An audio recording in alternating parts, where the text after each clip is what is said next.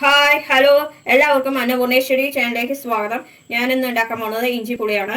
ഇത് വലിയൊരു ചെറുനാരങ്ങ വലുപ്പത്തിന് പുളി എടുത്തത് ഇങ്ങനെ കട്ടിയായി പിഴിഞ്ഞ് വെച്ചത്, അരക്കപ്പോളം ഇഞ്ചി, കായപ്പൊടി, കറിവേപ്പില, ഉലുവ, ജീരകം, 1 ടീസ്പൂൺ കടുക്, 5-6 പച്ചമുളക് ഇങ്ങനെ റൗണ്ടിൽ മുറിച്ചത്, ഒരു വെള്ളം അല്ലെങ്കിൽ ശർക്കര, മുളക് പൊടി, മഞ്ഞൾപ്പൊടി, ഉപ്പ്, വറ്റൽമുളക് ഇങ്ങനെ 2ആയി മുറിച്ചത്, ചെറിയ ഉള്ളി ഇതേപോലെ ചെറുതായി സ്ലൈസ് ചെയ്തത്. ഇനി നമുക്ക് പ്രിപ്പറേഷനിലേക്ക് പോവാം. ചീഞ്ചട്ടി ചൂടായിട്ടുണ്ട്.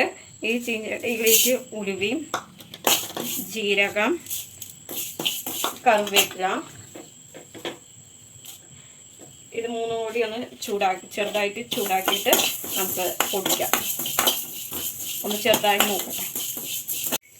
മൂത്തിട്ടുണ്ട്. ഇനി നമുക്കിത് ഓഫ് ചെയ്യാം. ഇത് ആറിയ ശേഷം ഒന്ന് പൊടിക്കാം. മൺചട്ടിയിൽ എണ്ണ ഒഴിച്ചിട്ട് അത് ചൂടായിട്ടുണ്ട്. നമുക്കിനി കടുകിടാം. കടുക് ഒന്ന് പൊട്ടട്ടെ.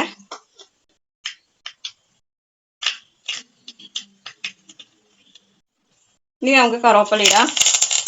അതോടൊപ്പം തന്നെ വറ്റൽമുളക് ഇടാം. അതൊന്ന് ചെറുതായി മൂക്കട്ടെ. ഇനി നമുക്ക് ചെറിയ ഉള്ളി ഇടാം. അതൊന്ന് മൂക്കട്ടെ.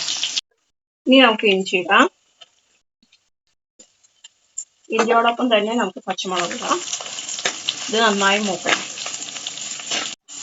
ഇഞ്ചി നന്നായി മൂത്തിട്ടുണ്ട്. ഇനി നമുക്ക് പുളിവെള്ളം ഒഴിക്കാം. അതോടൊപ്പം തന്നെ നമുക്ക് മുളക് പൊടിയും മഞ്ഞൾപ്പൊടി ഇടാം.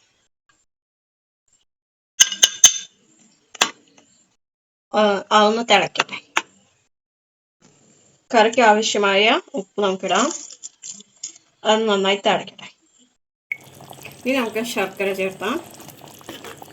അതൊന്ന് ഉരുകി ഈ കറിയോട് യോജിക്കട്ടെ. നന്നായിട്ട് തിളക്കട്ടെ. നമ്മുടെ കറി ഇഞ്ചിപ്പുളി ഏകദേശം റെഡി ആയിക്കൊണ്ടിരിക്കുന്നുണ്ട്. ഇനി നമുക്ക് ഉലുവയും ജീരകവും കറിവേപ്പിലയും കൂടി വറുത്തത് നമുക്കിതിലേക്ക് വറുത്ത് പൊടിച്ചത്.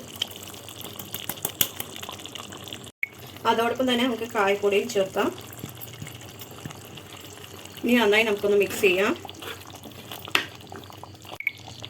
അങ്ങനെ നമ്മുടെ ഇഞ്ചിപ്പുളി റെഡി ആയിട്ടുണ്ട്. ഇത് ഇഷ്ടപ്പെട്ടവർ ലൈക്ക് ചെയ്യുക, ഷെയർ ചെയ്യുക, കമൻറ്റ് ചെയ്യുക. സബ്സ്ക്രൈബ് ചെയ്യാത്തവർ സബ്സ്ക്രൈബ് ചെയ്യുക. അതിന് തൊട്ടടുത്ത് കിടക്കുന്ന ബെൽ ബട്ടൺ കൂടി അമർത്തുക. അപ്പോൾ ഞാനിടുന്ന പുതിയ പുതിയ വീഡിയോസ് നിങ്ങൾക്ക് നോട്ടിഫിക്കേഷനായിട്ട് വരും. ഇത് സിമ്പിളാണ്, ടേസ്റ്റിയാണ്. ഇതെല്ലാവരും ചെയ്തു നോക്കുക. എല്ലാവർക്കും ഗുഡ് ബൈ.